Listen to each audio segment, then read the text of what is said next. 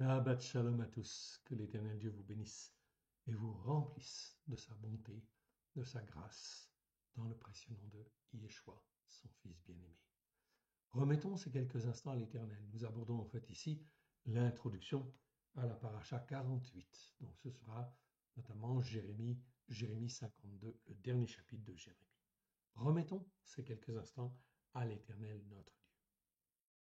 Père très saint, nous te rendons grâce dans le précieux nom de Yeshua, ton Fils bien-aimé. Merci mon Dieu, mon Père, de ta bonté, de ta fidélité chaque jour.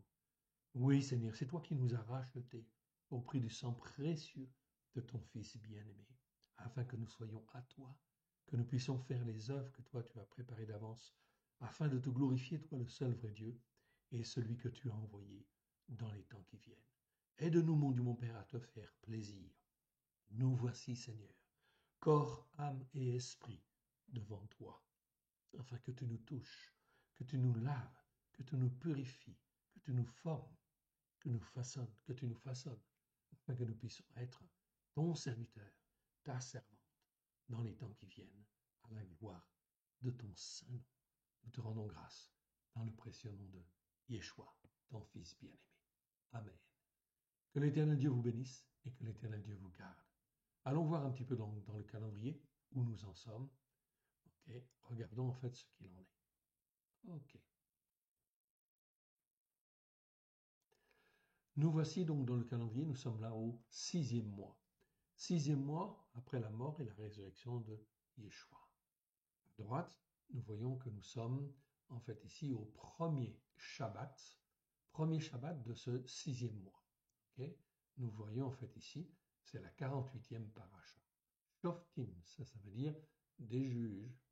Okay. C'est en fin de compte Deutéronome, Devarim, chapitre 16, verset 18 à chapitre 21, verset 9. Ok, nous sommes donc là, le premier Shabbat du 6e mois. En termes d'introduction à cette paracha, nous allons prendre en fait la suite de Jérémie et nous arrivons là au dernier chapitre de Jérémie, le chapitre 52 que nous allons étudier. Donc nous aurons étudié bien sûr, lorsqu'on aura fini le cycle, tous les chapitres de Jérémie en relation avec les parachutes.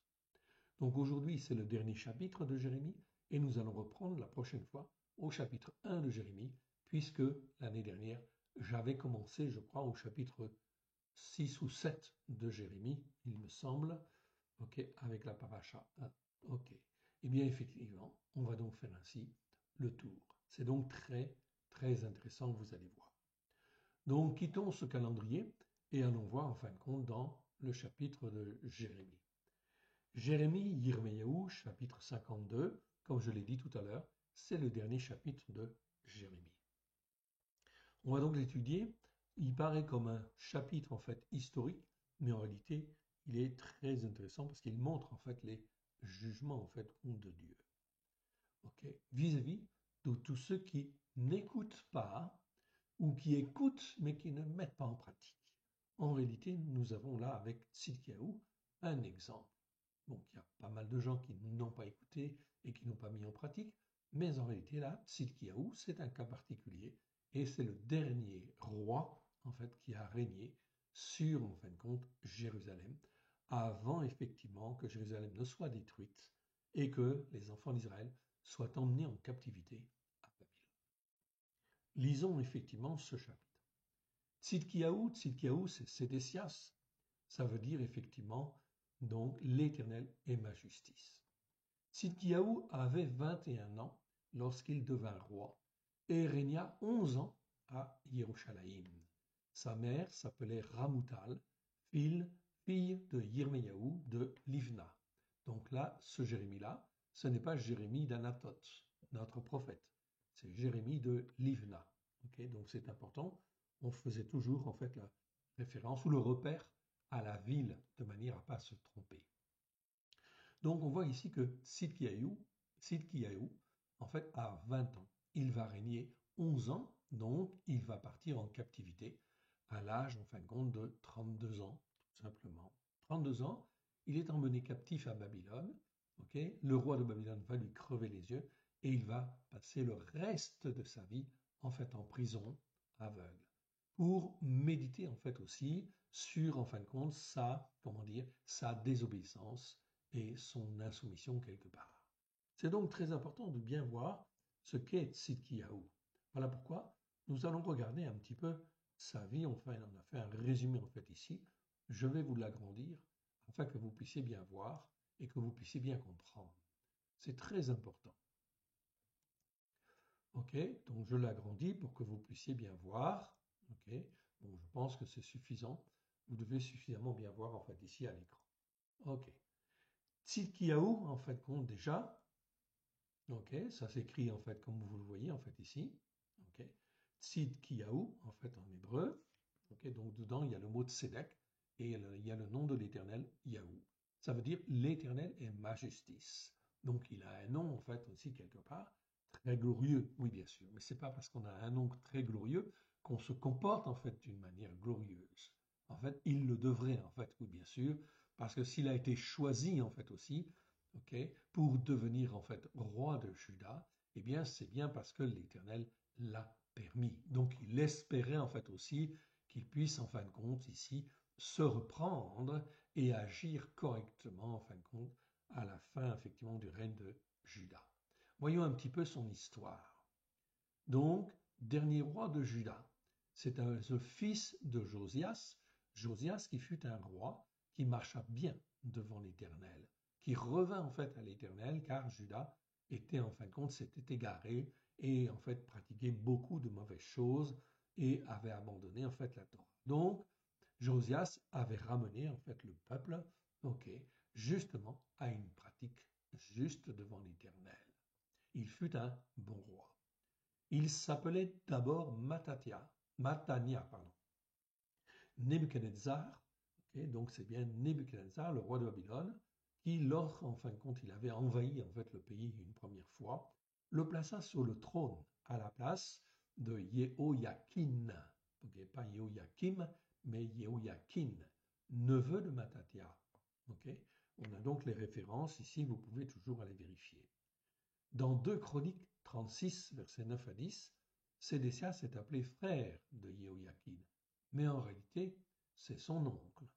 Il était le cadet des 2 fils de Yoshiaou, Josias, que Josias eut avec Ramoutal. On voit cela dans les versets 2 Rois, versets 23-31, à 2 Rois 24-18. C'est donc important parce que ça permet en fin de compte de voir qui est qui, en fait, ici, tout simplement. Tzidkiyahu, okay, devenu roi à l'âge de 21 ans, régna 11 ans, de 598 à 587 avant l'ère chrétienne. On connaît en fait bien aujourd'hui, en fait ici, cette historique-là, donc ça nous permet de voir. Okay. Il n'a pas régné très longtemps, mais suffisamment de temps pour, en fin de compte, savoir qu'il ne changerait pas d'avis et qu'il en fait ne reviendrait pas à l'Éternel. Il n'a pas très bien marché devant l'Éternel. Il écoutait Jérémie quand Jérémie en fin de compte avait des choses en fait à dire. Mais Sédécias était entouré en fin de compte de gens de la cour, oui bien sûr, qui en fin de compte n'étaient pas pour Jérémie et n'écoutaient pas la parole de Dieu. Donc il écoutait souvent en fait ici les gens de la cour et les faux prophètes, bien évidemment. Donc il se laissait influencer. Il allait en fin de compte écouter Jérémie, volontiers même, il se déplaçait même pour le voir, lui demander son avis. Mais en réalité, eh bien, en fin de compte, dans la pratique, il écoutait aussi, en fait ici, comment dire, les gens de la cour et en fin de compte, les faux prophètes. Résultat des courses, il allait manger à droite, il allait manger à gauche, et il ne savait plus discerner, évidemment. Il ne savait plus discerner, il ne savait plus quoi faire en réalité, et comme il n'avait pas un caractère très très fort, très arrêté, et bien résultat des courses, il se laissait influencer par son entourage. Ceci ne lui donne pas d'excuses, oui bien sûr, car il est responsable. Il est en fin de compte officiellement le roi par l'autorité en fin de compte qui dominait à l'époque, c'était Nebuchadnezzar. Voyons en fait la suite. Ni lui, ni son peuple, ni lui ni son peuple n'écoutèrent Jérémie, qui parlait au nom de l'Éternel. On le voit, c'est explicitement écrit dans 2 Chroniques 36, verset 12, dans Jérémie 37, versets 1 à 2. Je ne reviens pas sur ces versets, en fait ici, on les a vus, donc ça permet de bien comprendre qui était Tzidkiyahu Sédécias. Ok. L'idolâtrie, ok, ici, je prends la suite, en fait ici. L'idolâtrie, en fait, souillait, ok. L'idolâtrie souillait le temple. 2 Chroniques, en fait, 36, 14. Donc, c'est bien écrit dans d'autres passages de la Bible. La justice n'était pas rendue. Jérémie, chapitre 21, versets 11 à 12. Toujours. Dès lors qu'on ne s'attache pas à Dieu et qu'on ne reste pas attaché à Dieu, automatiquement, notre manière de raisonner, notre capacité à réfléchir est automatiquement faussée. C'est donc extrêmement important de comprendre cela. Voilà pourquoi il convient de s'attacher à Dieu et de rester attaché à Dieu et de rester en fait attaché par en fait aussi un certain nombre de pratiques, le Shabbat, les fêtes de l'Éternel. Tout cela est mis en place afin d'entretenir la foi et l'attachement à l'Éternel Dieu, le seul Dieu unique et vrai. L'idolâtrie souillait le temps, 2 Chroniques 36, 14. La justice n'était plus rendue, Jérémie 21, versets 11 à 12. Certains proches du roi soutenaient les faux prophètes et poussaient le roi à rejeter le joug étranger, contrairement à ce que disait l'Éternel au travers de la bouche de Jérémie, Yirmiyahu. Jérémie 27, versets 12 à 22. Donc, l'Éternel avait déjà jugé, avait opéré ses jugements. Il avait dit, je veux que mon peuple aille en captivité, soit parce qu'il a été désobéissant, parce qu'il était insoumis, et bien en fin de compte, je veux qu'il aille en captivité pendant 70 ans. Ce que l'Éternel en fait avait dit par la bouche de Jérémie. Mais en fait ici, la cour en fait ici du roi en fait ne l'acceptait pas et les faux prophètes ne l'acceptaient pas. Donc voilà pourquoi en fait ici on arrive dans une situation catastrophique où finalement on n'écoute pas Dieu effectivement. Alors que Dieu, si Dieu voulait effectivement que son peuple soit en captivité, c'était pour lui apprendre l'obéissance et la soumission, pour qu'il ait une sanction, en fait, ici, temporaire. Mais le but de Dieu, ce n'était jamais, en fait, ici, de faire que Israël, enfin Juda ici, soit en captivité en permanence. Non. Parce que Dieu avait promis, au travers de Jérémie, qu'au bout de 70 ans, il serait libéré. Au début de son règne, Tzidkiyahu reçut à Jérusalem les envoyés d'Édom, de Moab, d'Ammon, de Tyr, de Sidon, c'est-à-dire tous les pays voisins, qui sont venus voir en fait le roi de Juda afin d'essayer de créer une coalition contre en fait ici en fait le roi de Babylone, contre Nebuchadnezzar. C'est bien en fin de compte ce qu'on retrouve en fait ici. Ils proposèrent au roi de Juda d'entrer dans la coalition contre le joug du roi de Babylone. Okay? L'Éternel, en fin de compte, d'une manière très très claire, à ce moment-là, fait intervenir en fait Yirmiyahu, Jérémie, et en fait afin de condamner ce projet. On a bien les passages dans Jérémie chapitre 27, versets 2 à 11. Tzidkiyahu envoya donc par la suite une ambassade, envoya une ambassade en fin de compte à Nebuchadnezzar, sans doute pour l'assurer de sa fidélité. Jérémie chapitre 29, verset 3. Donc ici, il en fin de compte assure, il veut montrer qu'il veut se soumettre à Nebuchadnezzar. Ok. Donc là, c'était quelque chose en fin de compte d'a priori, en fin de compte, correct devant l'Éternel. La 4e année, mais en réalité, la 4e année de son règne, Tzidkiyahu, donc là il avait quoi? 25 ans. Ok. La 4e année de son règne, Tzidkiyahu Sédécias alla lui-même à Babylone, Jérémie chapitre 51, verset 50. Finalement, en fait ici, après cela, eh bien il se révolta contre Nebuchadnezzar, et ainsi, le 10e jour du 10e mois de la 9e année du règne de Tzidkiyahu, Donc là, Tzidkiyahu avait, on va dire, en fait, une trentaine d'années, tout simplement. Ok. Le 10e jour du 10e mois, la 9e année de son règne, c'est donc extrêmement précis, on va dire ici, de Tzidkiyahu, le roi de Babylone, campa devant Jérusalem et fit élever des fortifications encerclant la ville, car il ne pouvait la prendre d'assaut. Jérusalem était très bien fortifiée, mais en réalité, le roi de Babylone a décidé. En fait, on va dire, c'est plutôt l'Éternel qui incita le roi de Babylone à assiéger en fait Jérusalem parce que les jugements de l'Éternel étaient là. Il ne voulait pas se rendre, il ne voulait pas se soumettre à Nebuchadnezzar. Dieu a laissé un peu de temps, en fait, ici, pour qu'il se repente, pour qu'il soit dans l'obéissance et la soumission. Et résultat des courses, non, ils se sont enorgueillis, ils ont voulu résister. Alors, maintenant, l'Éternel emploie la force. Mais en réalité, qu'est-ce qui va se passer à ce moment-là? Sédécias va écouter Jérémie et effectivement, il va se repentir.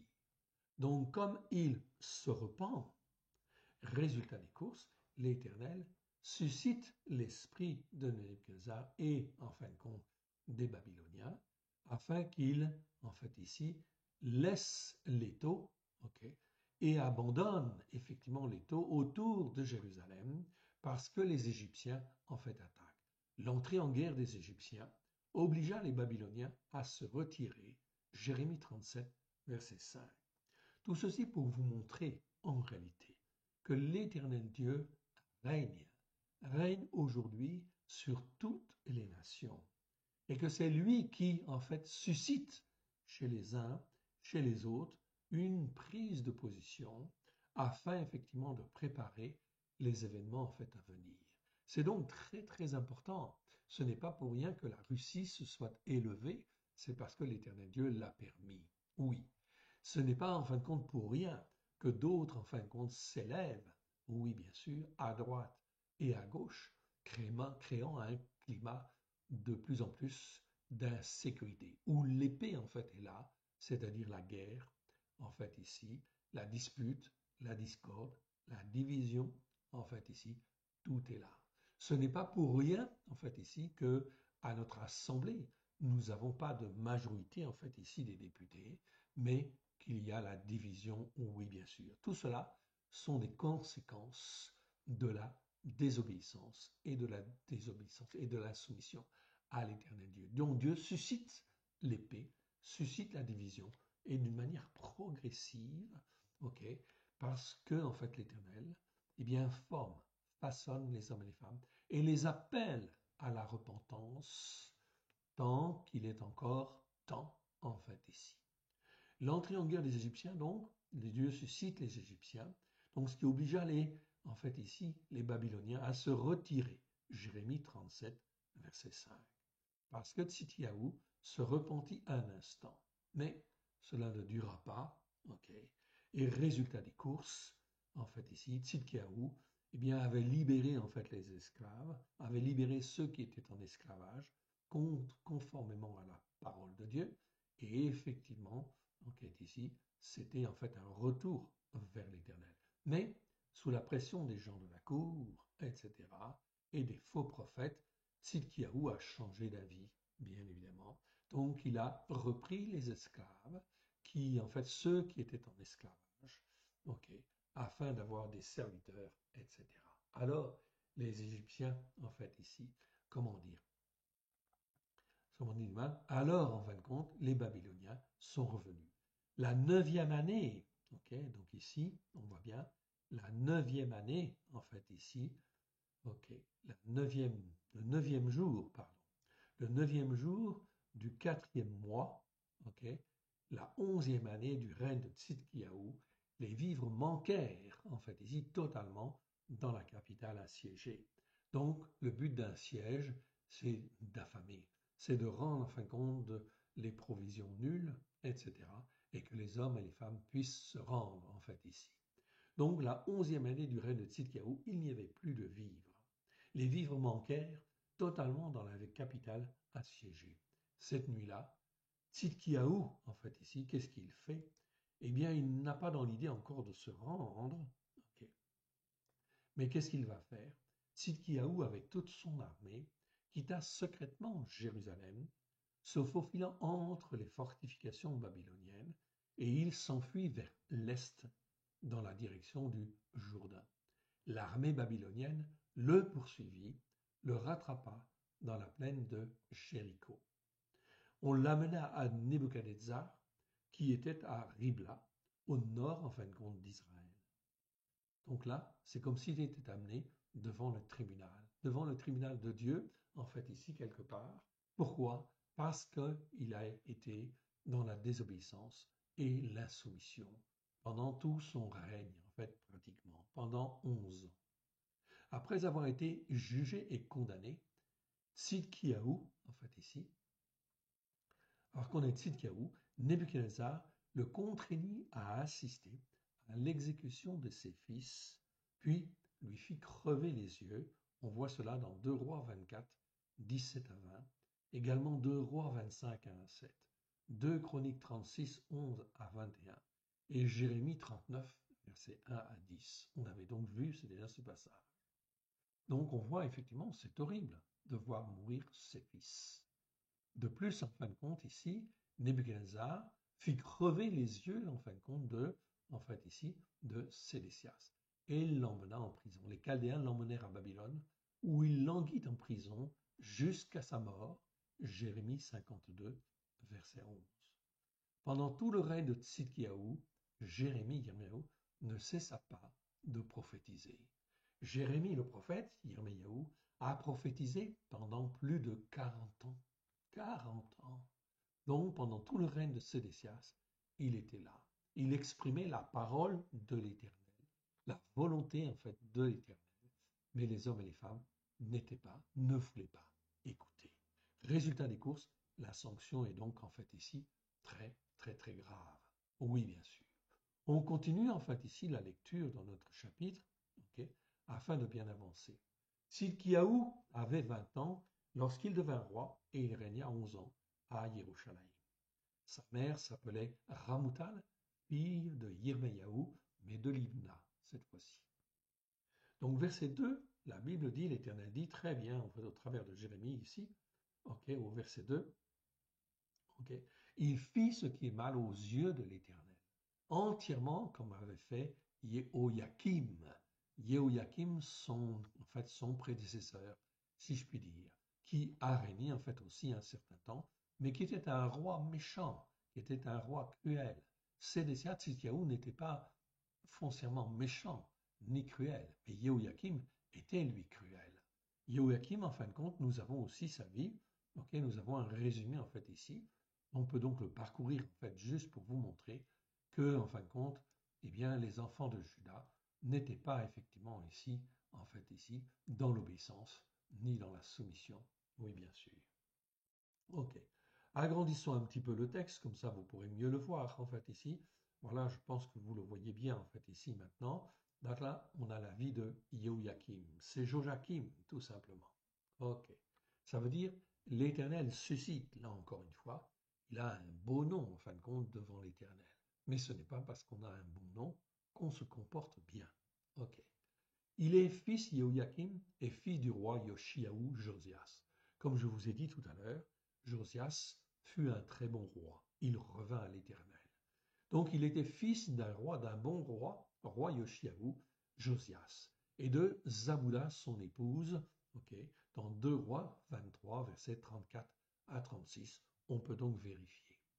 Appelé tout d'abord Eliakim, ça veut dire Dieu suscite, tout simplement, en fait, ici. À la mort de Yoshiahu, le peuple mit sur le trône Joachas.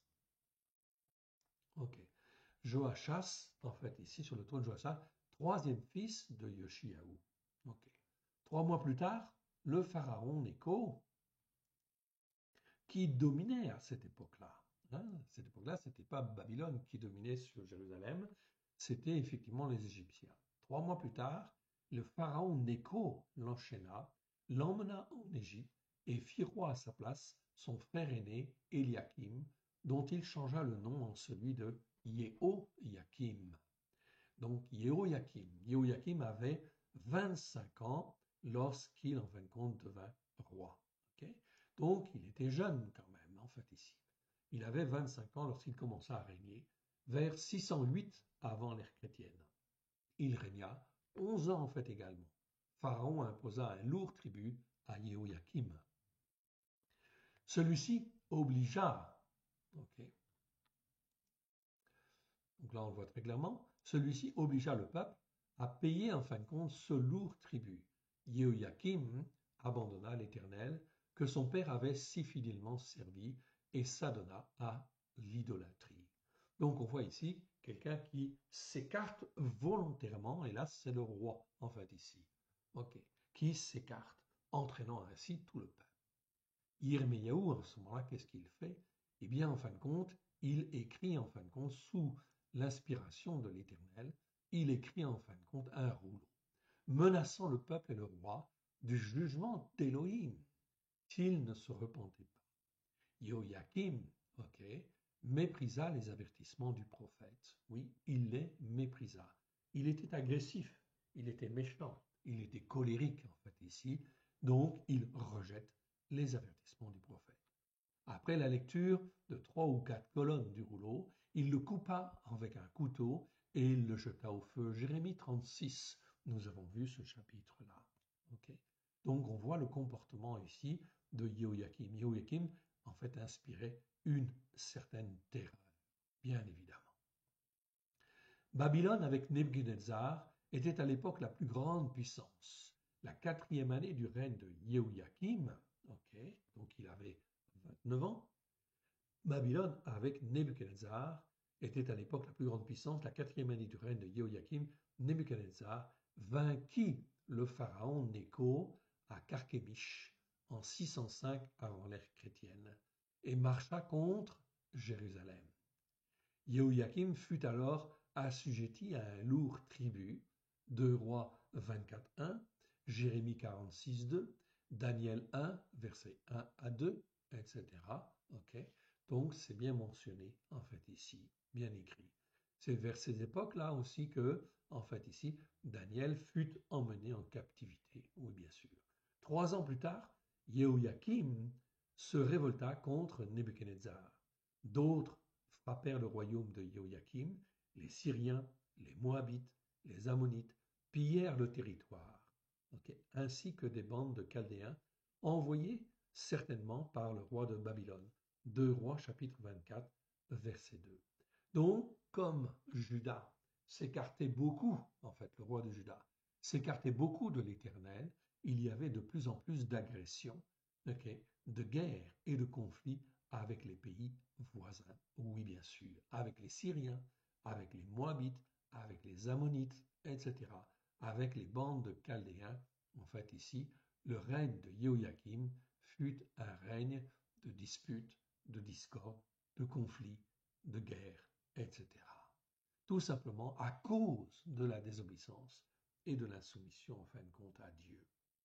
C'est donc important de bien le comprendre, car aujourd'hui, nous comprenons en fait aussi que les grandes disputes qui arrivent, les discordes, les divisions, viennent en fait ici de notre désobéissance ou de notre insoumission à l'Éternel Dieu. Voilà pourquoi il convient de veiller et de faire attention à la parole de Dieu pour l'écouter et la mettre en pratique comme il convient devant l'Éternel.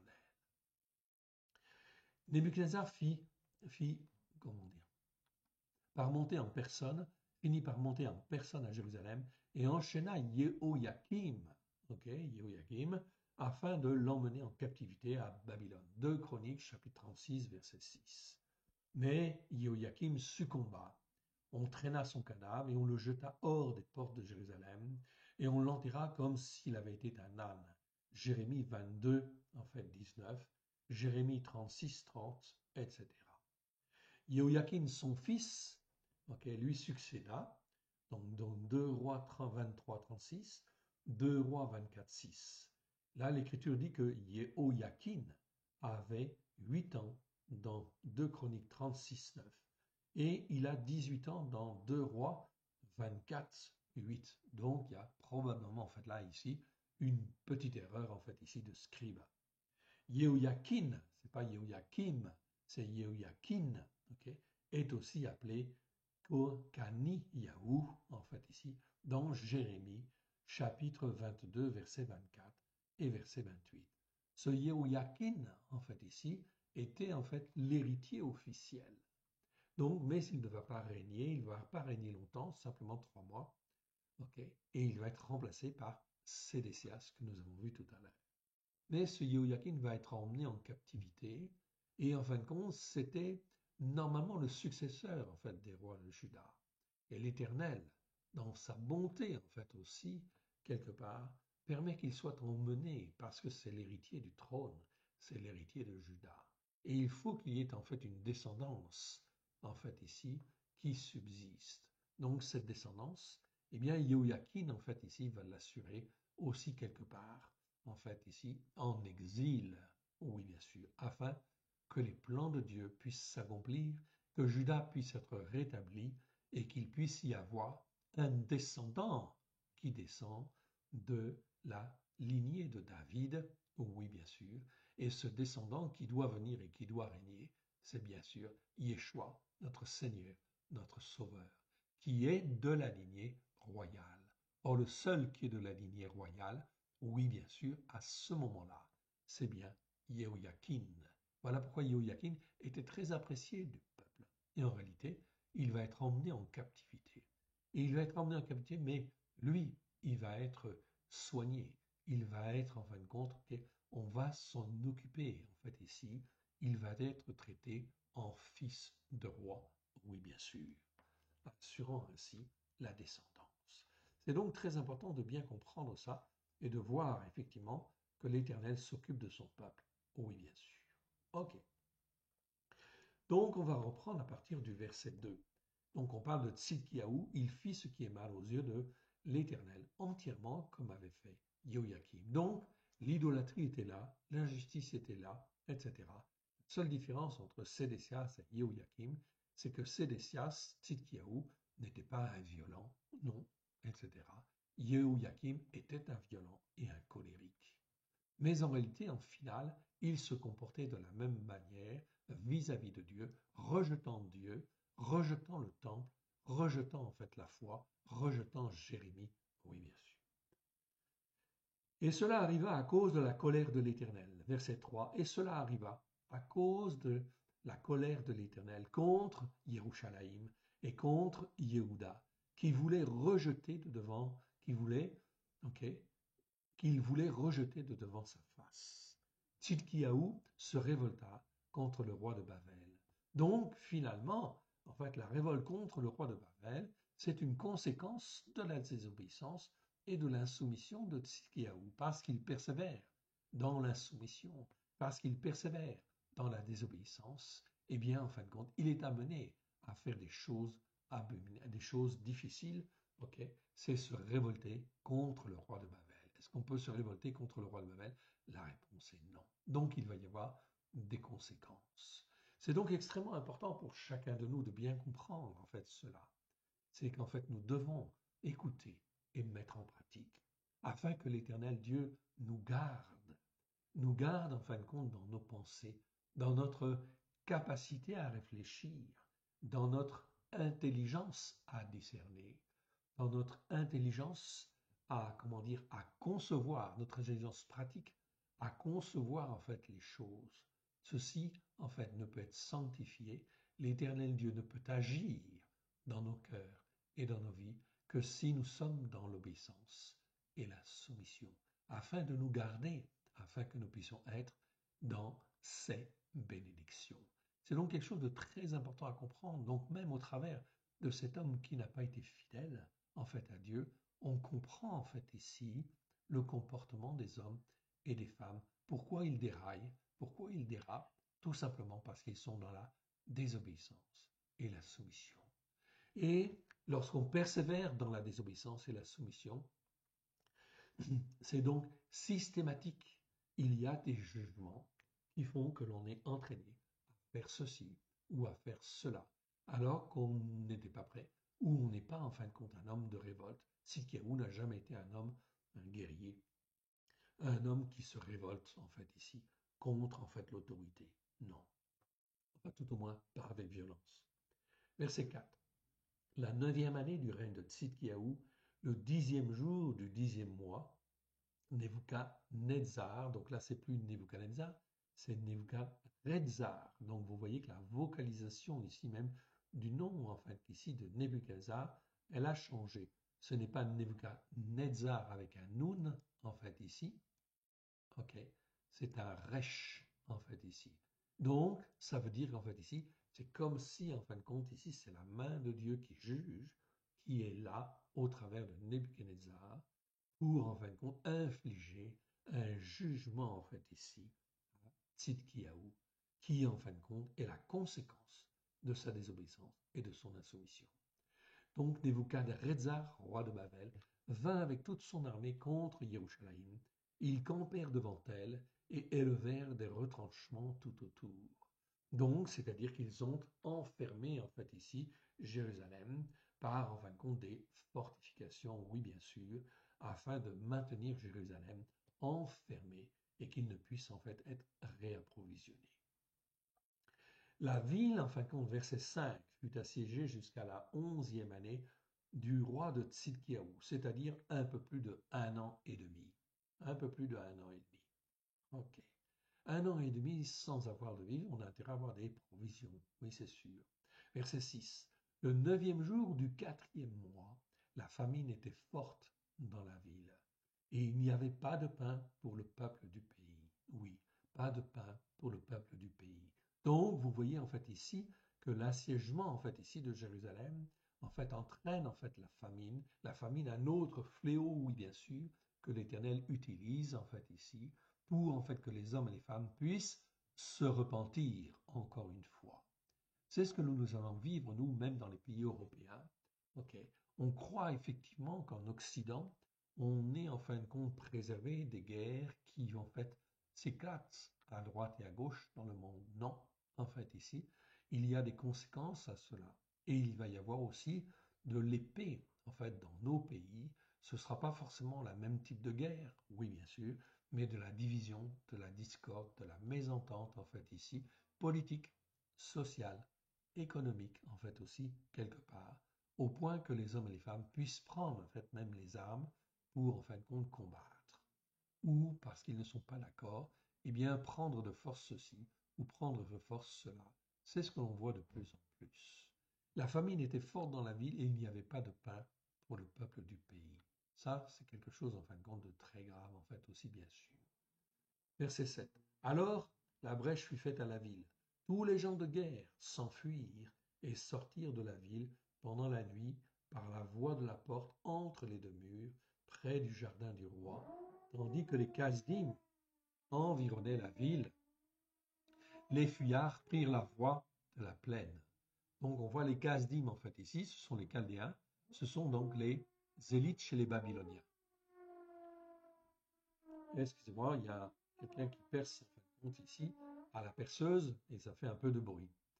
Tandis que les Kasdim environnaient la ville, les fuyards prirent la voie de la plaine. Donc voilà en fait ici les soldats en fait ici qui sont des gens de guerre qui fuient en fait la ville.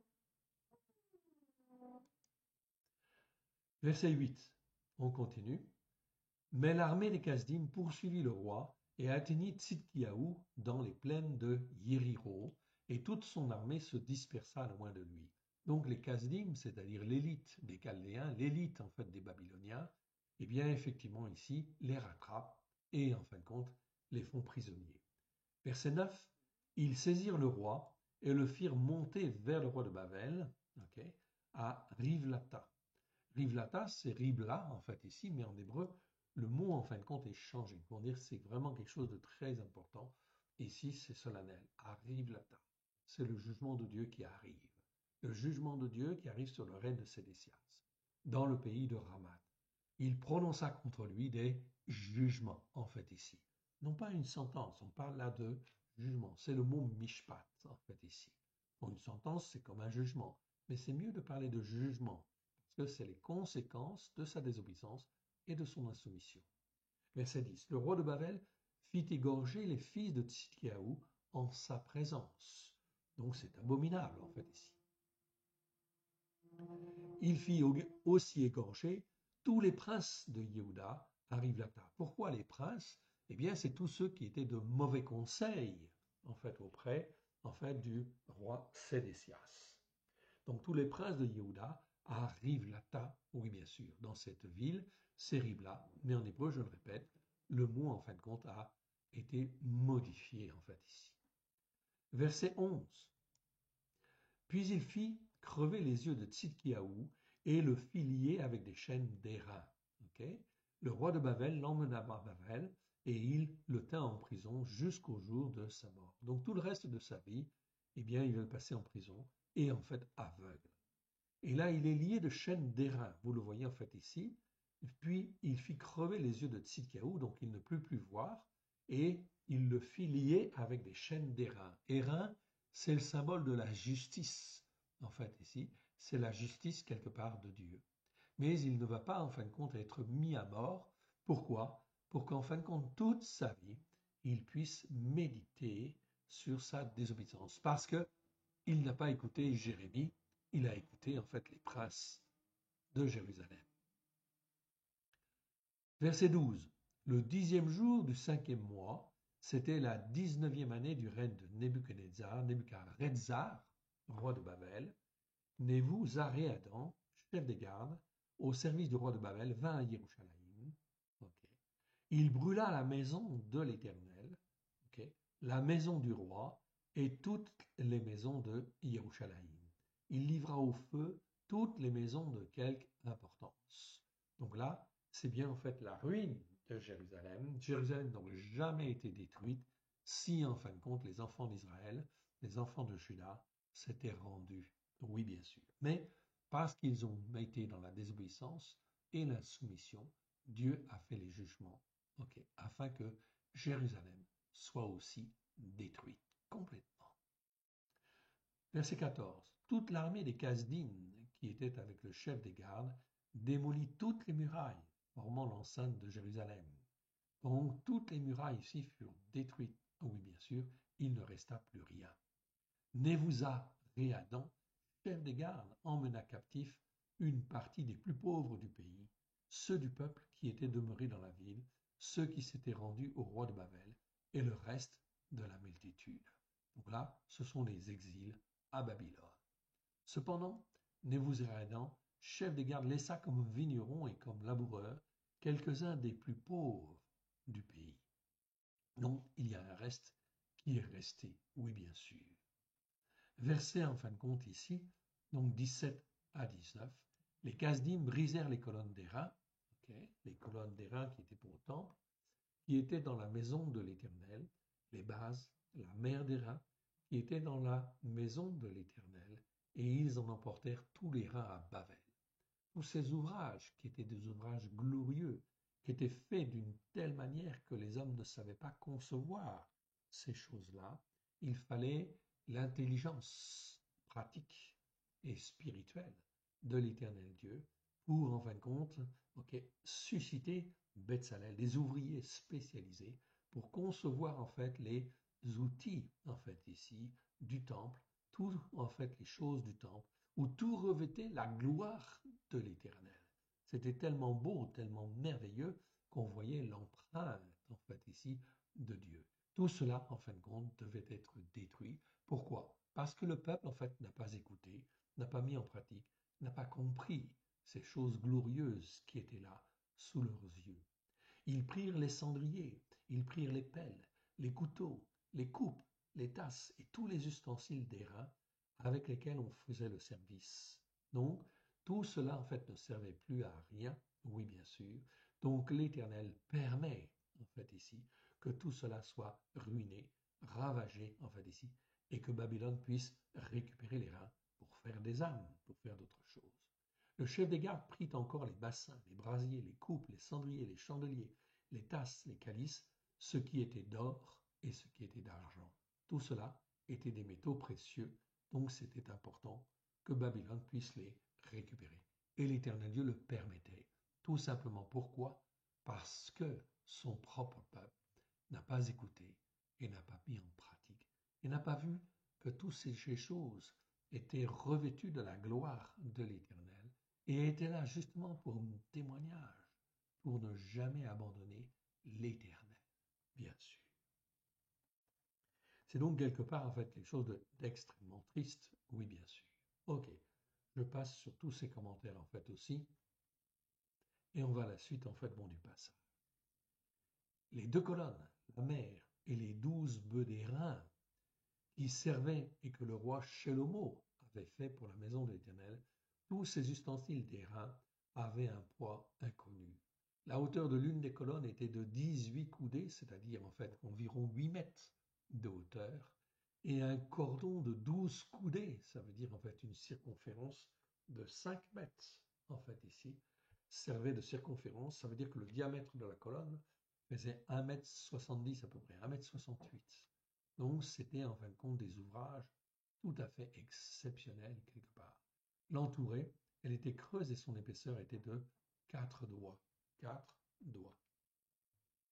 Il y avait au-dessus d'un chapiteau d'airain et la hauteur d'un chapiteau était de 5 coudées, c'est-à-dire 2,2 mètres à peu près. Autour du chapiteau, il y avait un treillis et des grenades, le tout d'airain. Il en était de même pour la seconde colonne avec les grenades.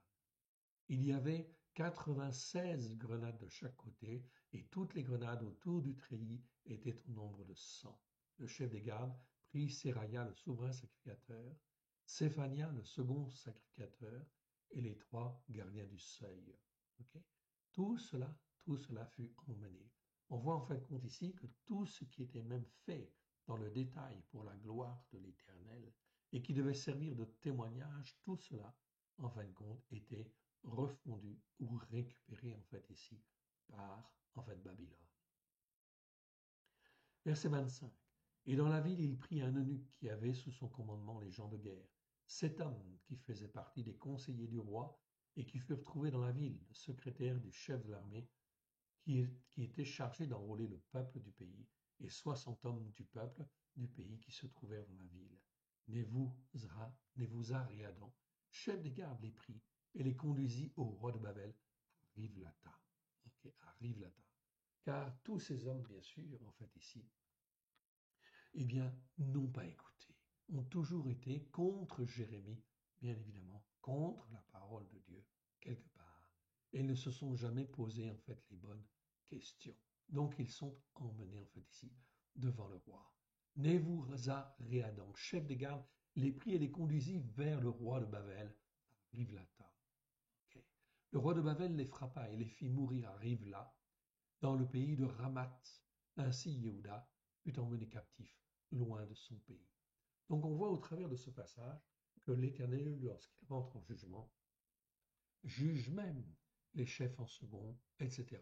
Tous les responsables, tous ceux qui avaient une autorité quelconque, en fait ici, Dieu les juge parce qu'ils sont responsables d'avoir fait quelque chose, d'avoir maintenu quelque part la corruption. C'est donc extrêmement important de se poser les bonnes questions et de dire en fin de compte que faut-il faire. Il faut faire ce que la parole de Dieu nous dit de faire. Okay, d'écouter en fait les enseignements de la Torah, d'écouter les lois en fin de compte de Dieu, d'écouter les règles, d'écouter les commandements, d'écouter les jugements en fin de compte de l'Éternel qui sont inscrits dans la Torah, les prophètes et les psaumes, afin d'apprendre à juger comme Dieu juge. Mais tout cela, bien sûr, avec grâce et vérité, au travers de Yeshua, HaMashiach, celui qui est appelé le Christ. C'est donc très, très, très important. Aujourd'hui, nous sommes 2000 ans après en fait la venue de Yeshua, où Yeshua a tout accompli à la croix, afin que quiconque croit puisse avoir la vie éternelle, puisse être renouvelé, façonné, instruit en fin de compte dans les enseignements de la parole de Dieu, dans les enseignements de la Torah, en fait ici, des prophètes et des psaumes, avec grâce et vérité. Mais beaucoup, effectivement, ne comprennent pas. Ils disent, en fin de compte, la Torah, ça n'existe plus. En fait, ici, c'est ancien. Non, au contraire. Dans la Torah, nous avons tous les enseignements de Dieu. Nous avons tous les jugements, en fin de compte, que Dieu, en fait, a opérés et par lesquels il explique que nous devons, en fait, ici, marcher, apprendre à marcher, selon, effectivement, les jugements que Dieu nous donne. avec grâce et vérité au travers de Yeshua Mashiach, celui qui est appelé le Christ. C'est donc très important de comprendre cela. Et 2000 ans, nous sommes en 2022. Aujourd'hui, la plupart des croyants, notamment ceux qui se disent en fait chrétiens, n'ont rien compris en fait ici, quelque part. Ils sont comme Sédécias, en fait ici. Ils ont entendu, ils ont écouté, mais ils rejettent. Ou ils sont comme Jehoiakim, qui rejette avec violence, ou ils sont comme Sédécias, qui rejette, mais en fait en ne voulant pas écouter, ce qui revient en fait au même. On a donc là deux comportements en fait ici extrêmement intéressants dans ce chapitre 52 de Jérémie qui nous montrent l'attitude des croyants, de la plupart des croyants qui se disent chrétiens, en fait ici aujourd'hui. Ils n'écoutent pas la Torah pour la mettre en pratique. Ils ne font pas le Shabbat, ils ne font pas les fêtes de l'Éternel. Ils ne jugent pas comme Dieu veut que l'on juge. Et ils persévèrent comme Sédécias dans leur voie, en fait ici.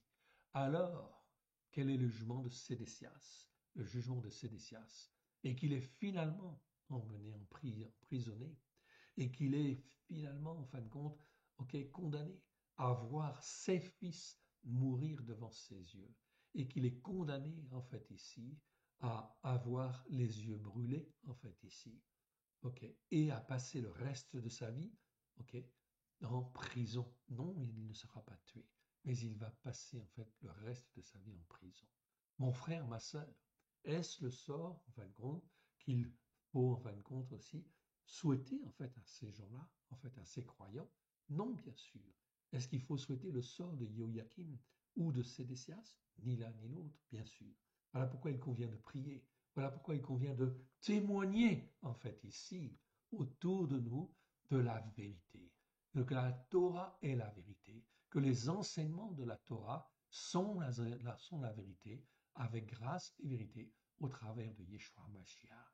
Ne pas écouter les faux enseignements à droite et à gauche. Ne pas faire comme Sédécias, écouter celui-ci qui parle à droite, celui-là qui parle à gauche, celui-ci, etc. Non, écoutez la Torah, pleine de grâce et de vérité, les enseignements de la Torah, avec grâce et vérité. Apprenez semaine après semaine, mois après mois, jour après jour, bien apprenez et mettez en pratique. Ayez un cœur disposé en fait à apprendre, à écouter et demandez pardon. Demandez pardon à Dieu de ne pas avoir écouté, d'avoir été comme Joachim ou d'avoir été comme Sédécias, de ne pas avoir au final écouté la parole de Dieu pour la mettre en pratique. C'est donc là quelque chose de très, très important. Cela termine le livre en fait de Jérémie. Verset 28. Voici le peuple que Nebuchadnezzar, donc ici c'est pas Nebuchadnezzar, mais c'est Nebuchadnezzar, emmena en captivité la 7e année, l'an 3000 et 3023 juifs. La 18e année de Nebuchadnezzar, il emmena Jérusalem, 832 âmes, en fait ici. Verset 30, la 23e année de Nebuchadnezzar, donc c'est toujours Nebuchadnezzar, qui exprime le jugement de Dieu là quelque part. Ils ont été emmenés en captivité, forcément, donc eux, en fait, ont été sauvés quelque part de la destruction. 23e année de Nebuchadnezzar, Nebuzaradan, chef des gardes, emmena 745 juifs. En tout, 4600 âmes seulement. 4600 âmes ont été emmenées en captivité. Le reste est soit détruit ou soit dispersé parmi les nations. Et quand ils sont dispersés parmi les nations, il n'y a pas de salut en fin de compte pour eux, en fait ici, non plus, car ils sont dans la désobéissance et l'insoumission. Donc de ces 4600 âmes va sortir un reste, oui bien sûr. Parmi eux, il y a Ézéchiel. Parmi eux, il y a Daniel. Parmi eux, il y a Mardoché. Parmi eux, il y a Esther. Donc un certain nombre d'hommes et de femmes qui vont effectivement assurer la continuité et effectivement de porter le flambeau, bien sûr, d'Israël à la gloire de l'Éternel. Et qui vont avoir une activité glorieuse même en captivité parce que l'Éternel Dieu va leur faire trouver grâce. Oui, bien sûr, devant l'ennemi. Oui, bien sûr. Ce fut le cas, en fin de compte, de Mardoché. Ce fut le cas de Esther. Ce fut le cas, en fin de compte, ici, de Jéhoïakin, etc. Ce fut le cas d'Ézéchiel, en fait, ici, ok, de Daniel, bien sûr. Donc, on voit, en fait, ici, que l'Éternel Dieu est sauveur. On continue. 31. La 37e année de captivité de Jéhoïakin. Donc là, on voit Jéhoïakin. Donc c'est celui qui est parti très jeune, en fin de compte, ici, en prison, en captivité. Alors, il était roi de Yehuda. C'est, en fin de compte, le successeur, en fin de compte, c'était celui qui est venu après Jéhoïakim. Jéhoïakim, roi de Yehuda, le 25e jour du 12e mois, et Vil-Mérodac, roi de Babel, donc c'est pas Nebuchadnezzar, après le règne de Nebuchadnezzar, et Vil-Mérodac, roi de Babel, dans la première année de son règne, releva la tête de Jéhoïakim, roi de Yehuda, et le fit sortir de prison. Il lui parla avec bonté, et il mit son trône au-dessus du trône des rois, qui était avec lui à Babel. Donc on voit que l'Éternel Dieu avait en fin de compte suscité l'esprit des Vil-Mérodac afin de relever la tête de Jéhoïakim et que son trône puisse être élevé au-dessus du trône des rois qui étaient en captivité à Babel. Verset 33. Il lui fit changer ses vêtements de prison et Jéhoïakim mangea toujours à sa table tout le temps de sa vie.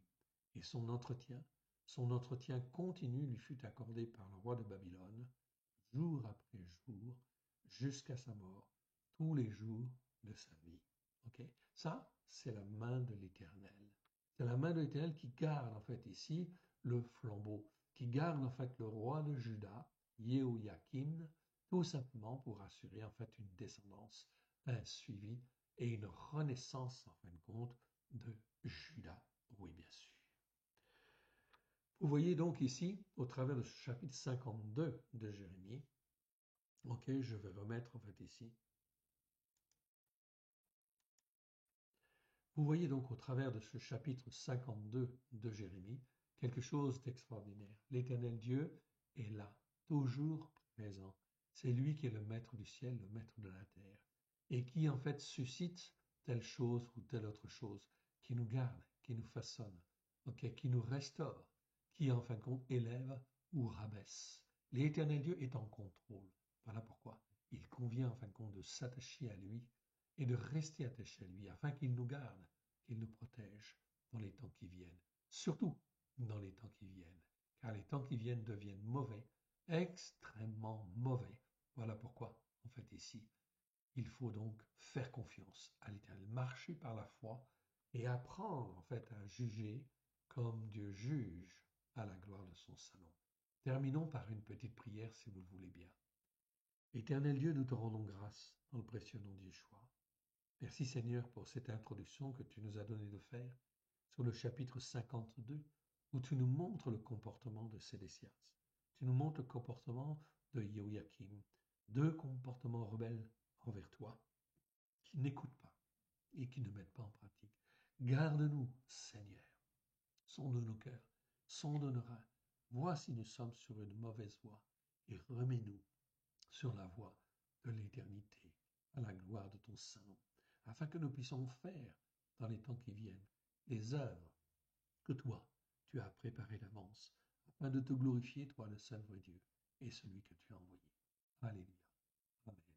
Que l'Éternel Dieu vous bénisse et que l'Éternel Dieu vous garde. Shabbat Shalom à tous.